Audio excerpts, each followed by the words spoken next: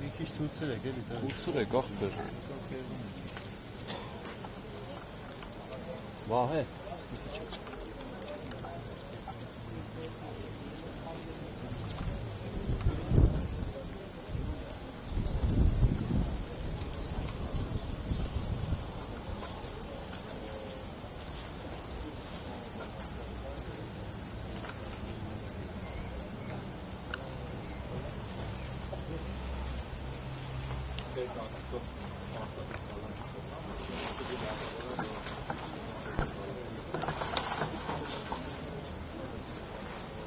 Գործընկերների հետ խոսում էինք, հենց հետ էի հարցնում,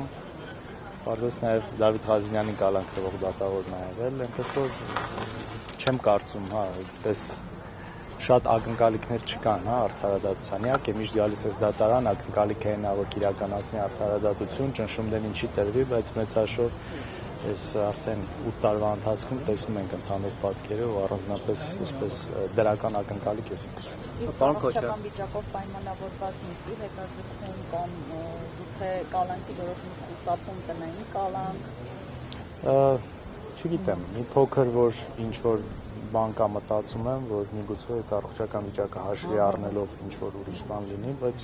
չգիտեմ, դուք գիտեք, որ հենց այդ օրը առավոտյան գալու են ձերքում, որովհետև շատ քննարկվեց նաև շարժվեց քվականների կողմից, որ դուք գիտեք, դրա համար Լևոն Քոչարյանը եկավ այդպիսի սուր ձևակերպման փորձ տվեց, ասես Ֆիլիպ Դավաճան,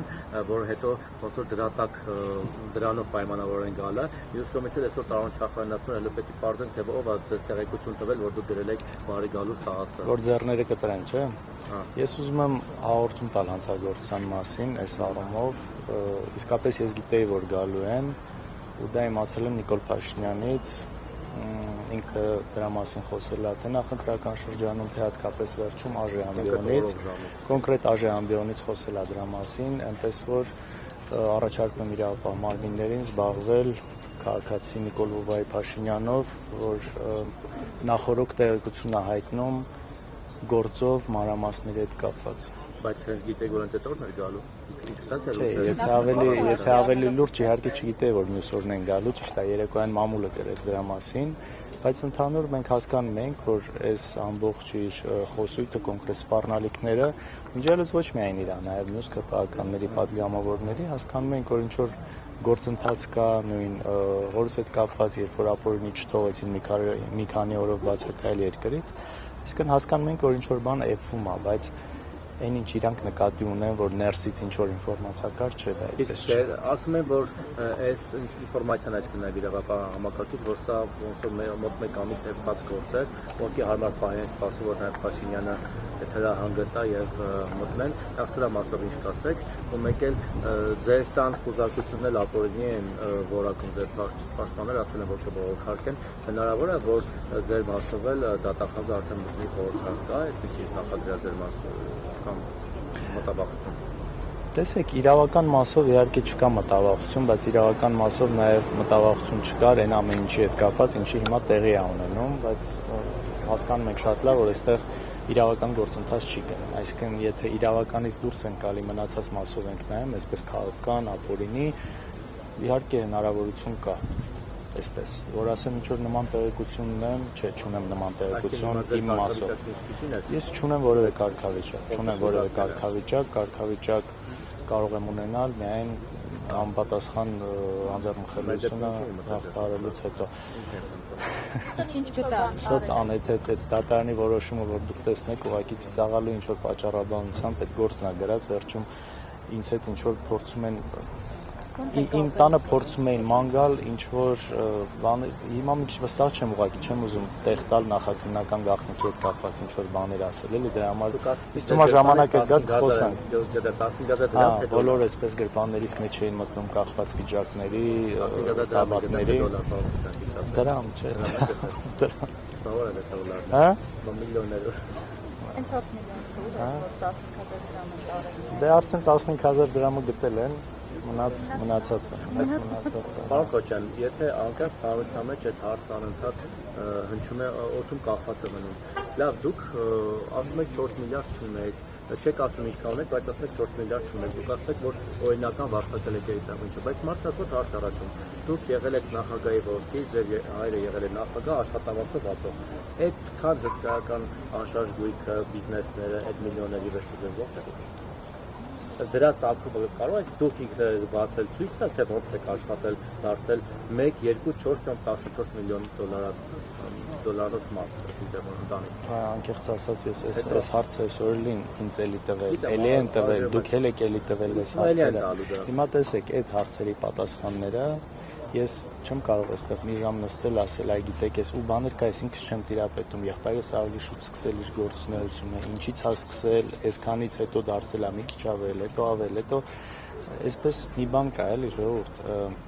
2000 թվին գնահատված նույն հողակտորից սկսած մինչև բիզնեսի արժեքը ամբողջությամբ ուրիշ բան էր, այսինքն իրանք այսօրվա դրությամբ ինչ որ մեծ թվեր են հրապարակում ու ասելով այսքանը որտեղից, բայց այդքան չի եղել, այդքանը ժամանակի ընթացքում է դարձել այդքան, հետո եկեք չմոռանանք 2008 թվից հետո հայրս Ռուսաստանում շատ լուրջ ընկերությունում էր աշխատում, շատ մեծ աշխատավարձով, շատ մեծ հոնորարով, որը ոչ մի ձև իր նախագահ լինելու հանգամանքով պայմանավորված չէր դրանից հետո։ Գիտեք, այս ամեն ինչը դնում են մի կողմ ու հետ են գալիս անընդհատ այս նույն հարցը։ Ես նորից հստակ կրկնեմ։ Ես նորից հստակ կրկնեմ։ Չկա որևէ բան, որը ապօրինի։ Հիմա կա գործընթաց, հենց այս նույն դատարանում դրա հետ կապված կա գործընթաց, որի շրջանակներում արդեն ձեր ասած մանրամասնություններով կտրվեն պատասխանները։ Շատ լավ գիտեք, որ դատական համակարգի հետ կապված բացարձակ չկա վստահություն, տեսնում ենք ինչա կատարվում։ Հիմա նաև փաստաբանական, դատավարական տակտիկայից ելնելով ժամանակից շուտ ինչ որ բաներ չենք ուզում բացահայտել, որովհետև այստեղ, այսպես ասած, արդար խաղ չի գնում, որ դու փորձես ուղղակի ինչ որ բան բացատրել, որովհետև հասկանում ես դու ինչ որ բան, որ այսինքն նպատակը մեր հանդեպ դրած է կոնկրետ ինչ որ գործողություններ անել ապօրինի։ Այսինքն այստեղ իրանց չի հետաքրքրում արդարությունը։ Ու դրա համար հիմա ժամանակից շուտ ինչ որ բաներ բացահայտել դրանից խոսելը դատավարության տեսանկյունից սխալ է։ Եվ մի հարց էլ Ռոբերտ Քոչարին արդեն երկրորդ թե երրորդ անգամ են ուղարկում կալանքի, իսկ այս Սերժ Սարգսյանի մասով նման բան չկա եւ էլի մարդկանց հարց առաջաբաղան հալում որ Սերժին մերվեցին, Քոչարին երկու անգամ նստեցնում են, իսկ այս Սերժ Սարգսյանի մասով ընդհանրապես խափավամիջոցը սեկտորակեցին։ Դուք սրա վերաբերյալ կարծիք ունեք։ Ես երբեք չեմ ուրախանում մարդկանց կալանքով, չեմ հրճվում մարդկանց կալանքով, ինչպես ոմանք կամ միգուցե շատերը, այնպես որ ես շատ ուրախ եմ, որ Սերժ Սարգսյանը կալանքի մեջ չի ու չկա նման գործընթաց իր մասով։ Մնացածը չեմ ուզում մեկնաբանել, գիտեք, կան տարբեր կարծիքներ, չեմ կարծում, անկեղծ չեմ կարծում, որ պիտի ուրախանամ դրան։ Բայց ձեզ մոտ հարց առաջանում է, թե ոնց է լինում, որ այս գործով Ռոբերտ Քոչարյանը Ես չեմ մտածում դրանից ու ինձ մոտ հարցեր չեն առաջանում այդ առումով։ Լավ, պարոն Քոչարյան, շատ կարծիքներ կան, որ պարոն Քոչարյանի ձեռքբերել են կապված իրանաշեն դեպքերի հետ, ավեշուսանության գործընթացների չկապ։ Տեսեք, այն գործը, որով հիմա գործընթացը սկսել են, շակերտների մեջ իրավական, դեռևս 2018 թվականից կա հարուցված։ Այնպես չի, որ ոչ մի նոր հանգամանք չի եղել, նոր բան չի եղել, որ մեկ էլ իմացել են ինչ-որ նոր բան է եղել։ Այսինքն այս ժամանակի ընտրությունը ինքն իրանով իհարկե հարցեր առաջացնում է։ Ինչի հենց հիմա, ինչի որոշեցին, ինչի չգիտեմ, Մերիբան Ալիևայի ծնունդի օրը, այսինքն այնքան աբսուրդների մեջ ենք, որ նույնիսկ sense բաների շուրջ ես արդեն սկսում մտածել, բայց կարող է իրականում սա ինչ որ հատուկ է այդ օրը ընտրված, ինչ որ գործընթացների հետ կապված։ Այնպես որ ասել, որ այո, սիմվոլիկա սիրում են, այնպես որ ասել, որ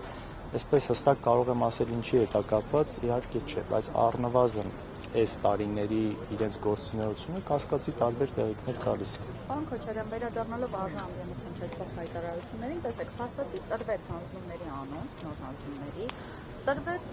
բռնաճնշումների հրահանգ, արդեն ուղիղ հրահանգ, ինչպես է պատրաստվում այս ամենին դիմակայել, պայքարել, հաշվի առնելով նաև անվստահությունը դատական համակարգի նկատմամբ։ Գիտեք, մեծ հաշվով նույն ձև ինչպես որ արել ենք, մենք երբեք չենք դիմել որևէ հակաիրավական միջոցների, հակաիրավական գործիքների, Այս առաջին հերթին այստեղ մեր անձնականից մի կողմ դրած ավելի մեծ հարց կա այս ամեն ինչի մեջ ու իրապես եթե անձնականը լիներ այս ամեն ինչի մեջ չենք լինի։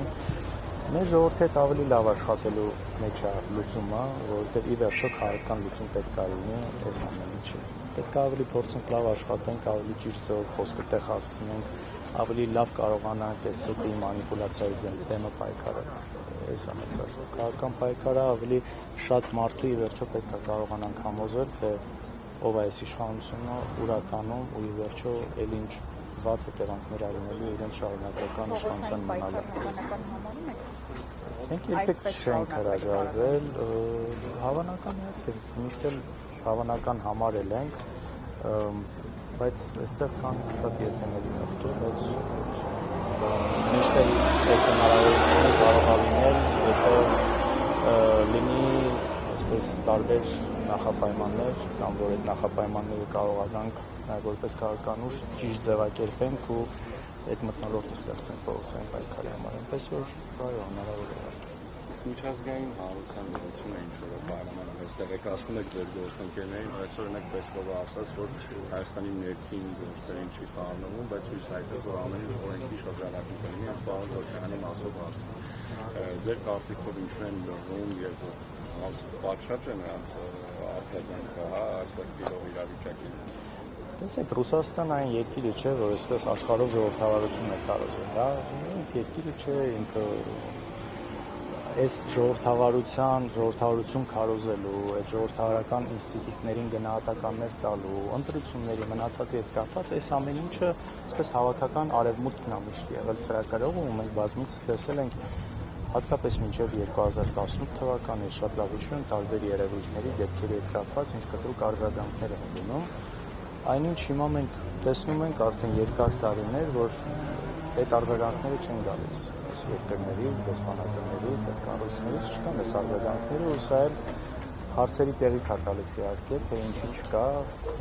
այսօր նաև դրա մասին ազգային ժողովում էլ խոսվեց, որ իսկապես սա ինչ-որ գին ունի, ու այս գինը վճարելու է ոչ թե անձամբ Նիկոլ Փաշինյանը, իր այս ապօրինությունների վրա, որ աչք են փակում, այլ վճարելու է հայ ժողովուրդը եւ շարունակում է վճարել հայ ժողովուրդը,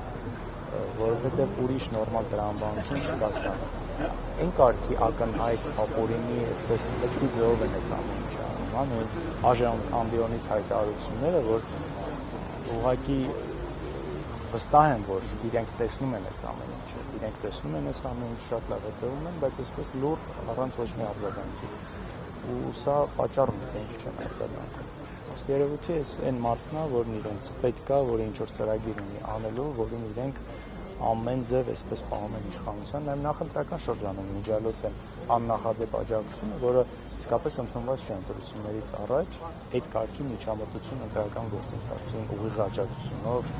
այսպես տարբեր այցերով, ֆինանսավորումներով, բայց այս ամեն ինչը արվում է, ու սա ունի հստակ նպատակ, դրա համար էլ այս ամեն ինչի վրա աչք են փակում, ու սա ի ցույց է դնում շատ ավելի վառ, որ ժողովրդավարությունը ոչ թե բացարձակ արժեք է, այլ գործիք է, որը օգտագործում են իրենք, երբ որ իրենց նպատակը հարմար է։ Շնորհակալություն։